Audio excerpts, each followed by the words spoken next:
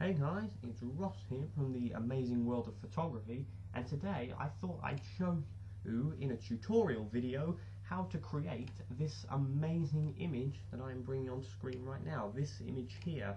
So this was one I edited a few days ago. It's from Eynsford.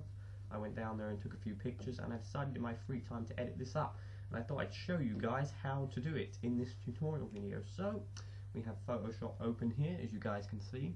So we're going to go to File, Open, and I'm just going to go down to my pictures, and then we're going to go to where I saved it, which is here, First Tutorial, and we're going to open it up. So here we go, here's the image. You have all your basic controls here. You can zoom in, you can zoom out. Oh, oops, just get that back there. There we go. So you can zoom in, zoom out. You have your color correction controls here, your history, actions, layers, channels, paths, and all your other tools for editing. So anyway, the first thing that I usually do is I usually go to Image, Adjustments, and then I usually go to the brightness and contrast, because that's the most image. So you can find that under Image, Adjustments, and then you'll see a little tab pop up that says brightness control and stuff like that.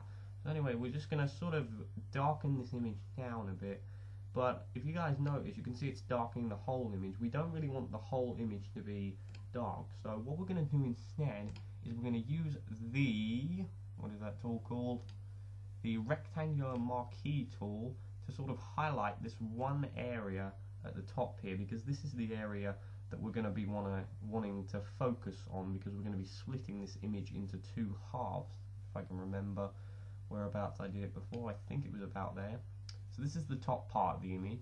Now if you'll notice, if I quickly bring up the other one here, if you'll notice in this one you can see I've split it in half to show two different areas. So we're going to do the same with this one. So once it loads back in here, there we go. So I think this needs to be slightly bigger, so we'll just make that slightly bigger, and then we're going to go to Image, Mode, and we're going to hit Grayscale. Discard color information, yes, and oops, that was wrong, I did that, that was a mistake, hang on, I can fix this. Right, so we're going to want to go to, I think that was the wrong one I just hit.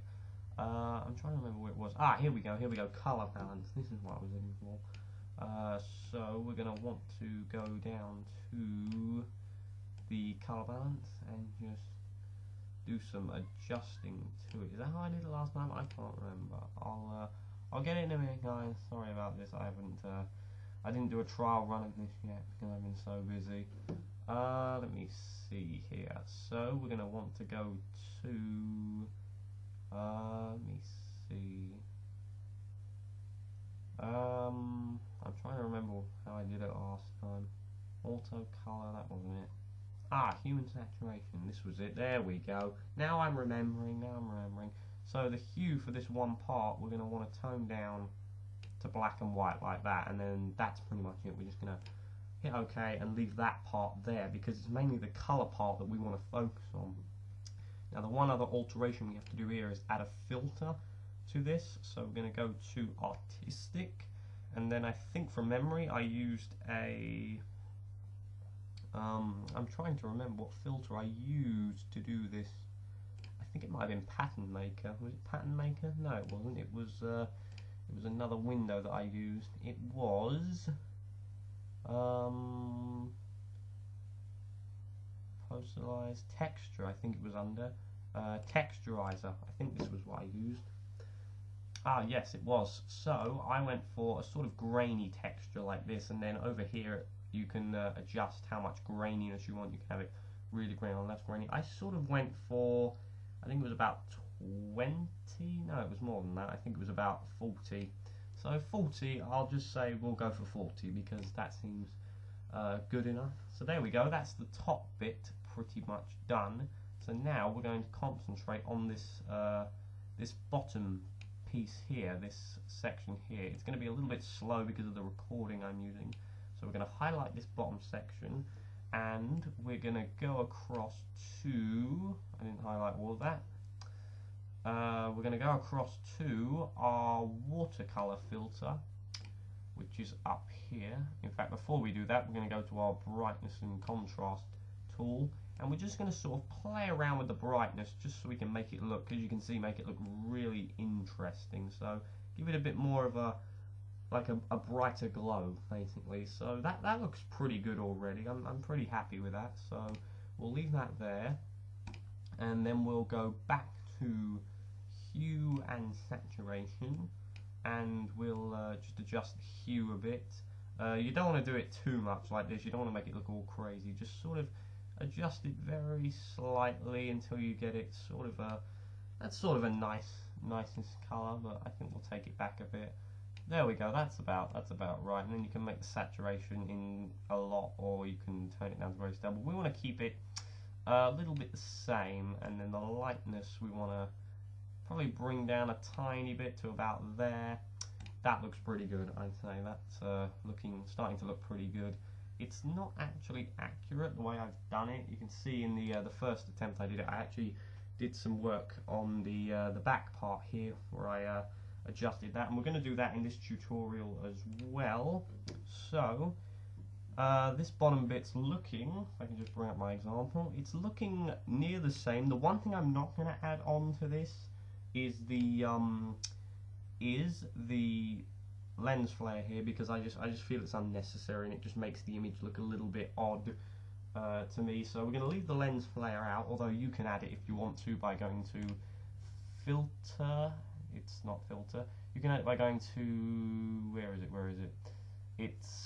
It's down here. It's render, and then you've got lens flare. So you can click on that, and I'll quickly show you guys render lens flare, and then over on this screen it'll allow you to put a lens flare in if you want to. I'm not going to, because I feel it makes the image look a little bit odd.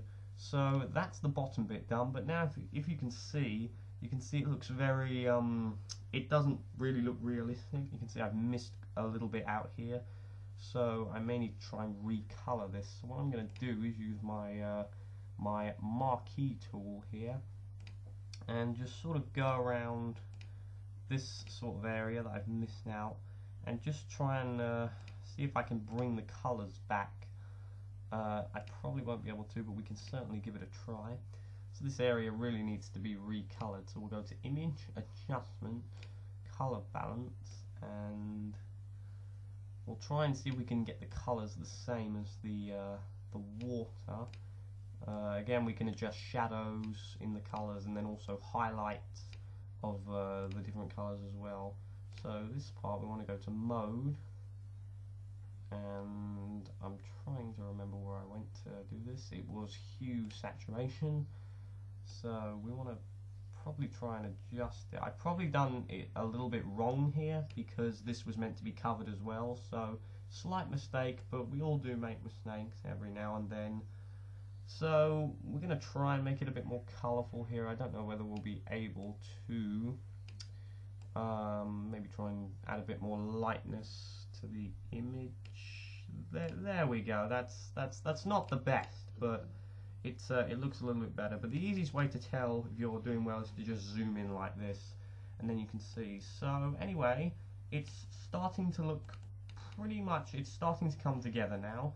But what we could do is try and use the filters to try and make this water look a little bit more interesting, and you can do that by going to Artistic and then Watercolor. So that way we can now make the water a much more interesting colour. Again, you don't have to do this, it's optional. I'm probably not going to do it because it makes the water look a little bit odd. But you can do it if you want to. There's plenty of filters here for you to choose from. We've got brush strokes, distort, sketch, stylize, and textures. So you can mess around with those and make it more interesting if you want to. I'm not going to, because it's already looking quite perfect to me. So as you can see, it's starting to come together and look good. And I think really the last thing we have to do is just sort of add what I like to call a little bit of a sort of line, I guess, that divides the two halves of the picture, basically. So we're going to zoom in to a point where I can see the image, and we're going to zoom in, and we're just going to put a very tiny, trying to do a tiny thin line in there. Just going to move that into place. Oopsie daisy, that's probably a bit too thin. yeah, but basically you want to make it sort of thick enough so you can at least add stuff into it. So roughly around about there, I would have thought. And then you'll want to take your tool here, your sample tool, and you'll want to sort of get a sort of a kind of greyish colour to go across there. You can see in the image that I did previously, it's a lot better because I've sort of added a greyish line around there to try and make it look more realistic in texture. So this is sort of a, you could say this is a sort of image that's not as good as that. So you'll just want to take this paint tool and sort of go across here, and then we'll just preview that. It's not too bad. I don't particularly like the line here, so we can just undo that by going back through our history. So we'll just undo that because I didn't think that was gonna work that great. But it's optional. You can have it if you want. So the one thing I want to do to the top here quickly before we end this tutorial video is just do a little bit more in the way of hue and saturation, just to just kind of adjust the colours a little bit and the lightness, just to make it look more like the image. So I think what we can do is just darken it down a little bit like that, and then maybe do a little bit more filter work, if you know what I mean. So go to texture and then texturizer and just do a bit more texture work on it. So I'm going to try and see if I can see the filter I used. It's sort of a grainy filter, so it's probably a similar one to that, but we're going to do a little bit more texturing just to try and make it look a little bit better. So this texture's looking pretty good. This will probably fit the theme pretty well. So we're going to click OK, and there is our texture that has now been put onto our photo. And if it's going to let me select anything, it's why is it not letting me select anything? Oh, I can't get out of this for some reason. There's something open? No, there's nothing open. No, I think it's I think we're done. There we go, it's working now. It was a little bit slow. So anyway guys, this is it's starting to get there. It's starting to look good. Of course, you can see up here, the top bit here, there was a little bit more in the way of a wavy lighting effect, kind of. If you guys can see, you can see here it looks a bit grey, so we're going to attempt to adjust that and make it look a bit better. So the way we do this is by selecting this bottom half and then going to image, adjustments, and then I think it was under the color balance scale. So I can remember how to do this. I think I sort of adjusted it so it was more sort of brownish near the tree area. So we'll try and do it. There we go. It's starting to look very similar now. I think I had it all red up there, and then I sort of adjusted it like something similar to that, maybe a little bit less. The red's a bit too intensified, so.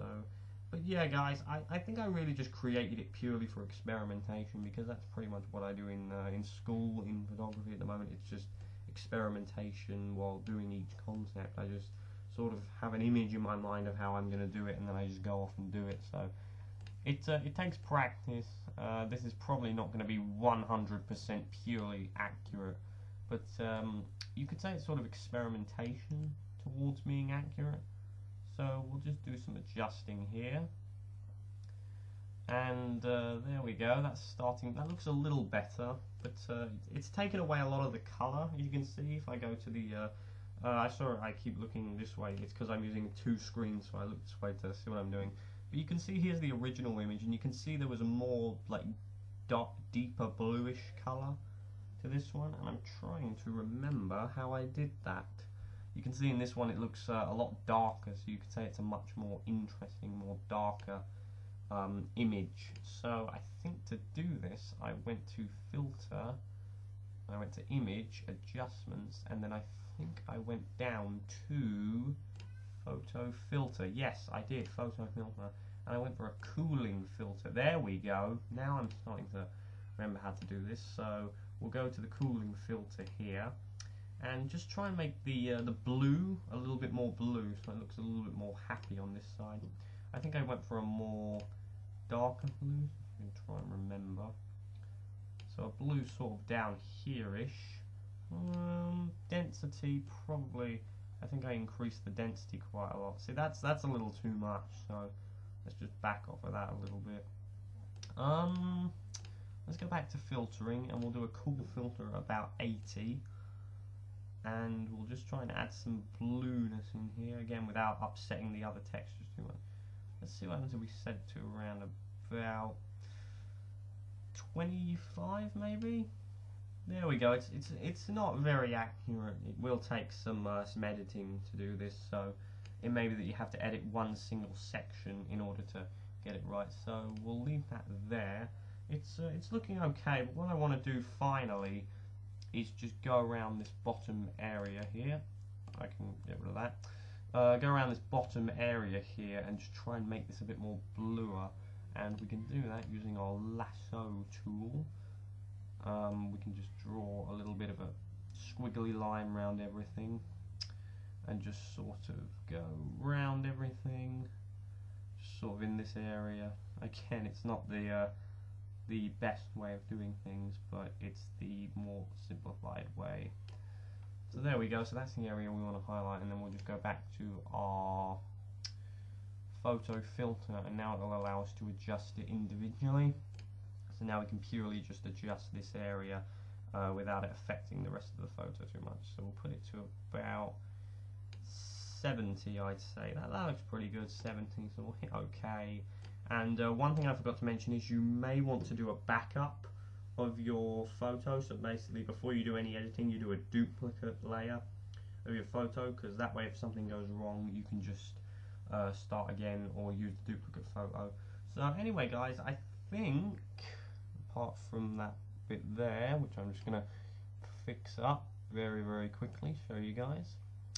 We're just going to put this here, this little line, and then we're going to want to add in our little bit of texture. I think that line needs to come up a little tiny bit. Whoopsie daisy, that's now moved the picture, so got to remember to make sure to use this tool above the line, so kind of here-ish, drop that down a little bit, and then sort of right on the bridge of both of them in the middle, about there, I'm going to add on this line just to see how it looks again now that we've done some editing, because I added a similar line into my image before, and you can see it doesn't work as great, so we'll get rid of that line.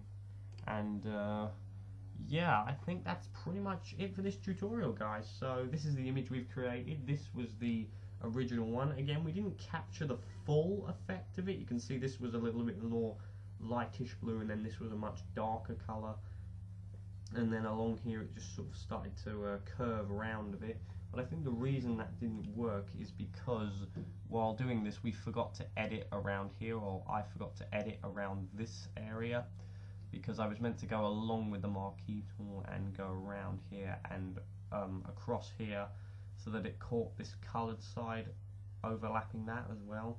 So it would have worked better than that. But anyway, guys, that's it for this tutorial. I hope you've enjoyed it. Be sure to like, rate, and subscribe. I do have another tutorial coming, which should hopefully be coming in a couple of weeks' time, when I've had a bit more practice on this and I can perform a little bit better. So anyway, guys, that's it. I hope you've enjoyed it. Be sure to like, rate, and subscribe, all that good stuff. And I will see you all in the next tutorial that we do together. So until then, guys, see you later.